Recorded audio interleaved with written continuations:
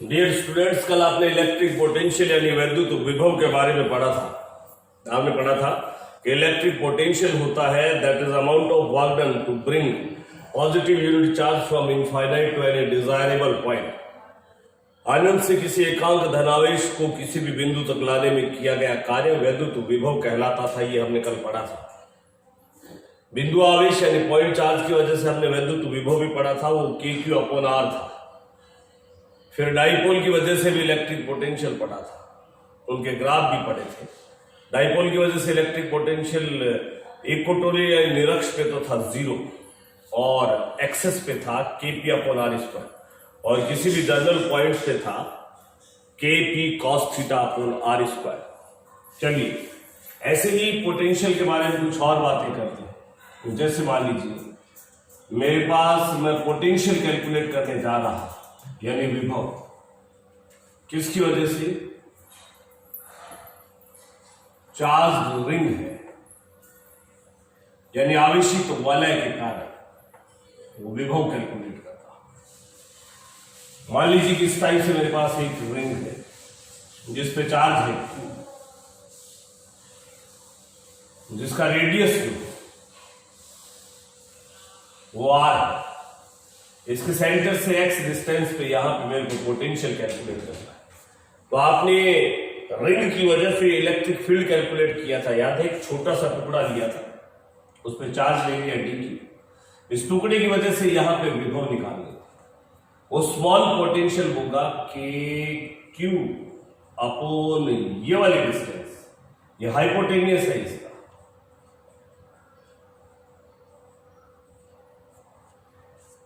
अब electric field में तो दो टुकड़े माने थे, क्योंकि दोनों टुकड़ों की वजह से हमें देखना था कि कौन से कंपोनेंट कैंसिल आउट करते हैं और कौन से कंपोनेंट का एडिशन होता था।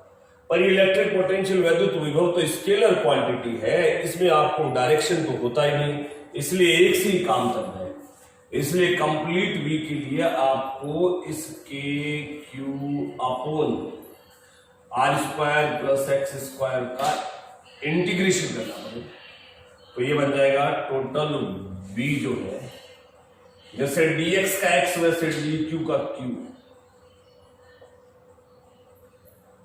ये किसी रिंग के एक्सेस पे पोटेंशियल होता है, रिंग के एक्सेस पे पोटेंशियल होता है। और अगर मान लो मैं इस x को 0 कर दूं यानी इसके सेंटर पे चला जाऊं, तो रिंग के सेंटर पे x0 इतना पोटेंशियल।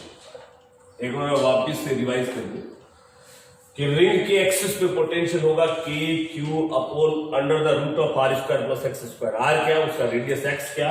Axial distance. कहां से कहां? सेंटर से उस डिजायरेबल पॉइंट के बीच की डिस्टेंस। ऐसे ही सेंटर पे KQ/R बोले तो उसका रेडियस Q बोले तो रिंग का चार्ज। यहां पे दो टुकड़े क्यों नहीं लिए? क्योंकि पोटेंशियल तो स्केलर क्वांटिटी है। वहां तो हमें इलेक्ट्रिक फील्ड में दो टुकड़े इसलिए लेने थे कि कौन सा कैंसिल आउट होता है वो हमें पता चल जाए। यहां पे पोटेंशियल तो स्केलर क्वांटिटी है, तो कैंसिल आउट का तो कोई पोजीशन रहेगा ही नहीं। ये दोनों रिजल्ट्स आप माइंड में फिट कर लीजिए रिंग के।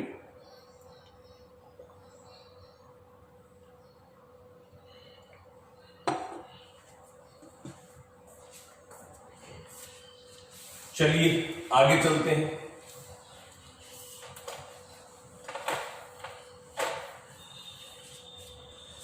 इस टाइप से मेरे पास यूनिफॉर्मली चार्ज सर्कुलर आर्क है,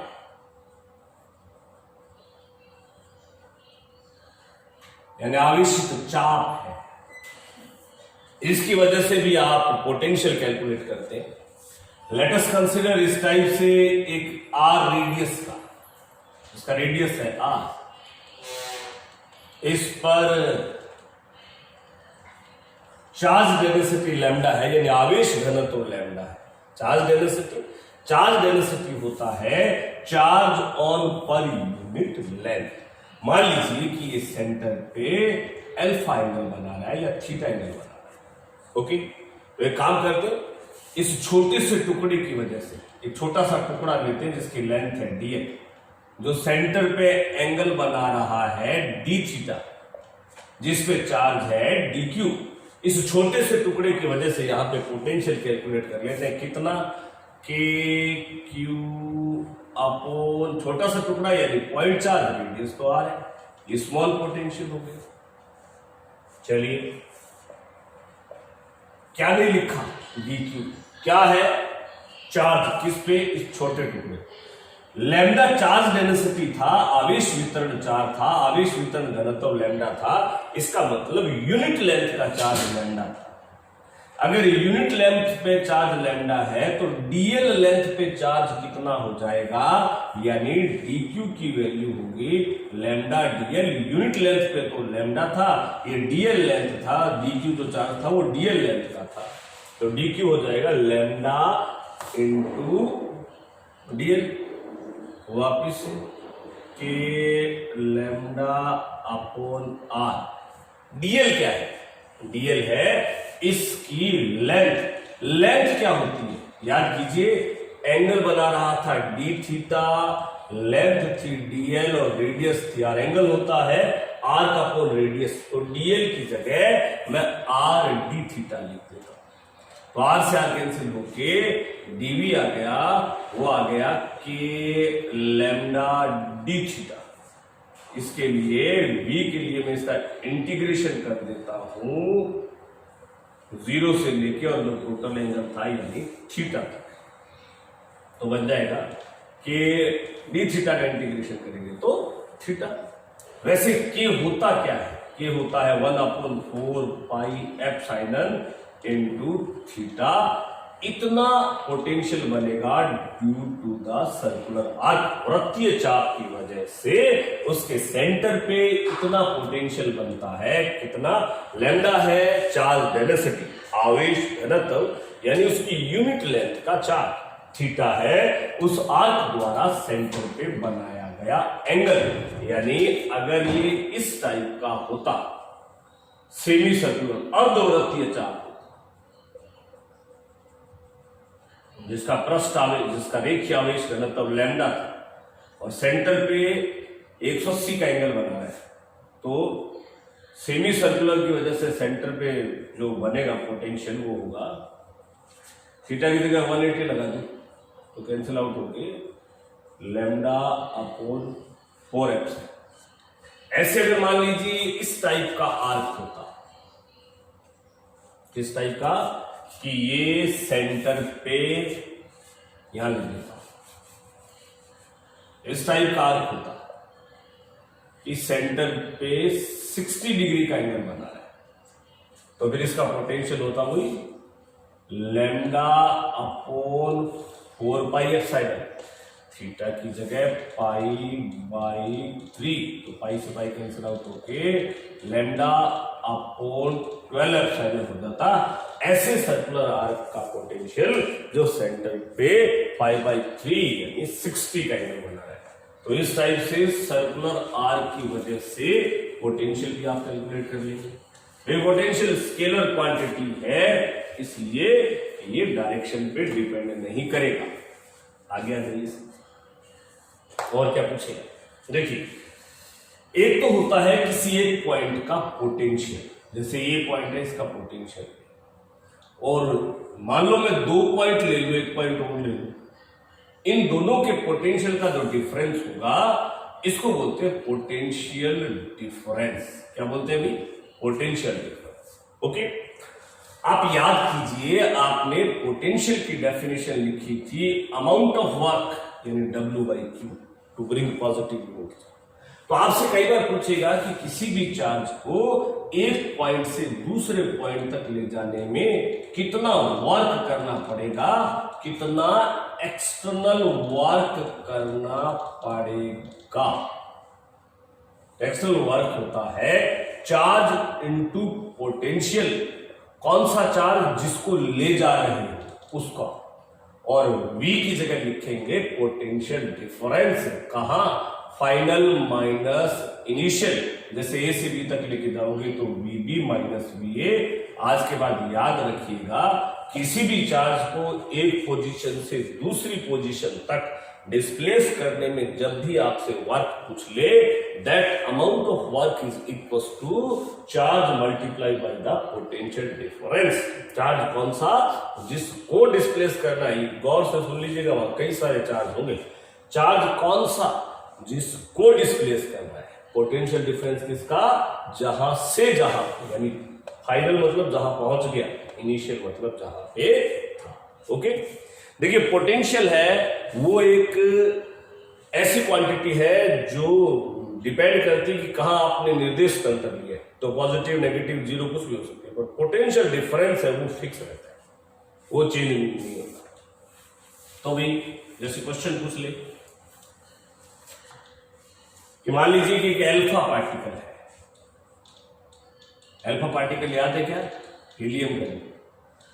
इसको ए से बी पे ले गए, यहां पोटेंशियल है 20 वोल्ट और यहां है 60 वोल्ट। तो कितना वर्क करना पड़ेगा? वही charge into potential difference. Charge जिसको ले गए अल्फा, अल्फा पे होता है 2 प्रोटॉन के बराबर। प्रोटॉन यानी वीबी मतलब फाइनल, वीए मतलब इनिशियल।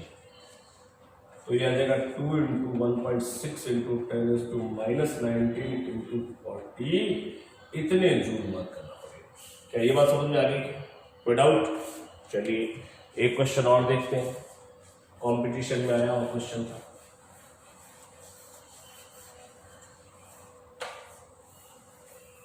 क्या बोलेगा? देखिएगा, आपसे बोलेगा कि इस टाइप से एक रिंग है जिसपे चार्ज है Q1, इसका रेडियस है R। एक और रिंग है, उसका रेडियस भी R, इस पे चार्ज है Q। इसके सेंटर का नाम है A और इसके सेंटर का नाम है B। किसी Q चार्ज A से लेके B तक डिस्प्लेस करना है, में कितना वर्क करना पड़ेगा, ये आपका क्वेश्चन है। क्या भाई आपसे बोल रहा है कि 2 यूनिफॉर्म रिंग है जिनका रेडियस सेम है, चार्ज अलग अलग है, इनके सेंटर के बीच की डिस्टेंस है वो भी R के इक्वल है। एक स्मॉल Q चार्ज को A से B तक डिस्प्लेस करना चाहते हैं, आपको कितना वर्क करना पड़ेगा, ये आपका क्वेश्चन है। क्वेश्चन समझ में आया क्या? चलिए पहले तो ईमानदारी से वीडियो को पॉज करके खुद करने की कोशिश करें, फिर मैं जो सॉल्यूशन बताऊंगा वो से मैच कीजिए। चलिए सीधा सा था कि वर्क जो होता है that is charge into potential difference. Charge जिसको डिस्प्लेस करना है वो यही है, क्यों ये पोटेंशियल डिफरेंस यानी जहां पे ले गए, यानी बी का पोटेंशियल माइनस ए का पोटेंशियल। अब अगर आपने बी का पोटेंशियल के Q2 अपॉन आर और ए का पोटेंशियल के Q1 अपॉन आर लिख दिया तो गलत हो जाएगा। क्यों? वो इसलिए क्योंकि बी पे जो पोटेंशियल है वो 2 बनाएंगे, ये भी बनाएगा और ये भी बनाएगा। इसके तो सेंटर पे है, सेंटर पे, और इसके एक्सेस पे है बी, तो ये कितना बनाएगा? के Q1 upon √R² upon X²। याद हो यही होता, ये कंप्लीट बी का पोटेंशियल है। ऐसे ही माइनस ए पे भी ये अकेला नहीं बनाएगा, इसके तो सेंटर पे है और इसके एक्सेस पे है, इसलिए Q1 के लिए तो बनेगा इतना और Q2 के लिए बनेगा वही √R² प्लस X²। क्या ये बात समझ में आ गई क्या? चलिए तो ये W बन जाएगा Q के प्लस के Q1 अपॉन माइनस के Q1 अपॉन R माइनस के Q2 अपॉन, क्या ये समझ में आ गई? W जो आएगा वो आएगा, K तो कॉमन है इन सभी में, R भी कॉमन है, R। इन दोनों में कॉमन क्या है? इन दोनों में क्या बचा? यहाँ क्या बचेगा, Q1 कॉमन चला गया तो 1/√2 - 1, K और R तो बाहर चले गए थे। इन दोनों में क्या कॉमन है, Q2। यहाँ क्या बचेगा, K और R तो बाहर चला गया, 1 - 1/√2। अभी भी आंसर जिस ऑप्शन में थे वो इस फॉर्म में नहीं है, तो आंसर आएगा कितना, यहां बचेगा वर्क आएगा KQ/R। ये एक बात बताओ, अगर इसमें से माइनस को बाहर ले आओ तो ये भी 1/√2 - 1 बन जाएगा ना। तो इन दोनों में कॉमन ले लिया 1/√2 - 1 और रिजल्ट बन जाएगा Q1 + Q2 लिखूं या -Q2 लिखूं, माइनस लिखना पड़ेगा क्योंकि तभी तो ये 1/√2 - 1 बने। तो इसका आ जाएगा W = KQ/, इसका एलसीएम आएगा √2, तो यहां बन जाएगा 1 - √2 और ये Q1 - Q2। चाहो तो इसको प्लस भी कर सकते हो, √2 - 1 करके, और इसको Q2 - Q1 करके। ये बात समझ में आ गई क्या है, कोई डाउट, कर लेंगे ऐसे क्वेश्चन। यानी पोटेंशियल डिफरेंस निकाल के और उसको उस चार्ज से मल्टीप्लाई करना है जिसको एक जगह से दूसरी जगह तक डिस्प्लेस किया जाए। क्या इतनी चीजें समझ में आ गई क्या? चलिए अब इस क्वेश्चन के आंसर को मैच कीजिए कि जैसा आपने किया था वैसा ही आया है क्या, या आगे देखेंगे। अब कल मैंने आपको एक रिलेशन बताया था कि इलेक्ट्रिक फील्ड का इलेक्ट्रिक पोटेंशियल से जो रिलेशन होता है वो ये होता है, पोटेंशियल से इलेक्ट्रिक फील्ड ऐसे और इलेक्ट्रिक फील्ड से पोटेंशियल, कल बताया था, याद है क्या कि इसका डिफरेंशिएशन करने से नेगेटिव इलेक्ट्रिक फील्ड मिलता है, इसका इंटीग्रेशन करने से with respect to distance negative potential मिलता है। एक ग्राफिकली क्वेश्चन दिया था, क्या क्वेश्चन दिया था कि पोटेंशियल वर्सेस डिस्टेंस में ग्राफ दिया हुआ इस टाइप से,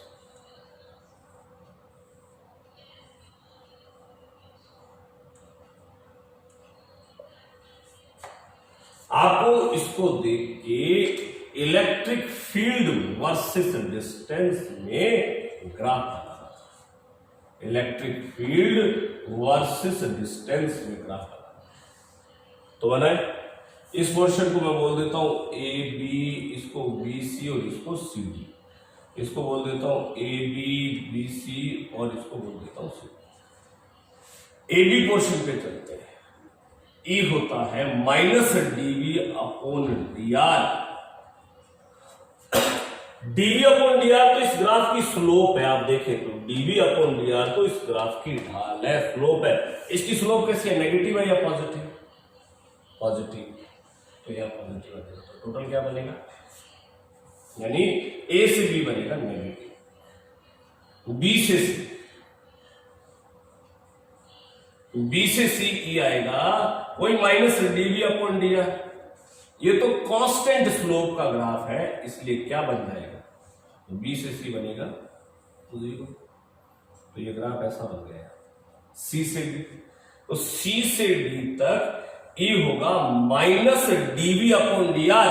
इसकी स्लोप आप देख रहे हैं नेगेटिव है, तो यहां E जो है वो पॉजिटिव आएगा, पॉजिटिव आएगा तो यहां ऐसा ग्राफ बन जाएगा, इस टाइप का ग्राफ आएगा। इलेक्ट्रिक फील्ड वर्सेस डिस्टेंस में अगर पोटेंशियल वर्सेस डिस्टेंस का ग्राफ आपको दे रखा, क्या आप समझ गए क्या? ऐसे क्वेश्चन आए तो कर देंगे क्या?